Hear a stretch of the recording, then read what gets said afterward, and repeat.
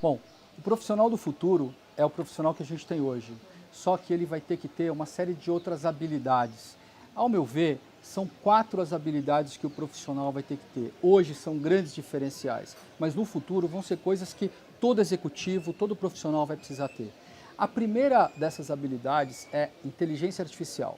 O profissional precisa entender o que é a inteligência artificial, quais são os principais cases, como é que você usa inteligência artificial. Não é ele que vai eventualmente entrar no computador e escrever os algoritmos. A melhor analogia que a gente tem para isso é pensar no CFO que cuida da área de TI. Ele não sabe programar, mas ele sabe como resolver problemas usando TI. A segunda habilidade é o que hoje se chama de data vis, né? Visualização de dados, que é uma coisa que melhora muito a capacidade que o profissional tem de analisar dados. Então, como a gente tem cada vez mais dados, a capacidade de saber analisar esses dados realmente vai fazer uma grande diferença.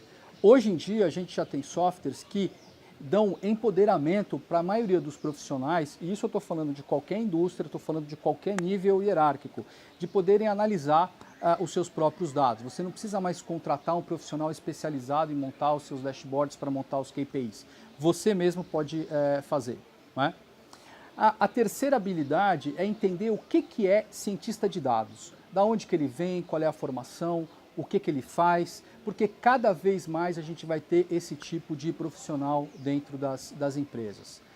E finalmente, existe uma quarta habilidade, que é mais específica, mas ela vai ser também cada vez mais presente das organizações, que é a capacidade de gerenciar projetos que estão relacionados com Big Data.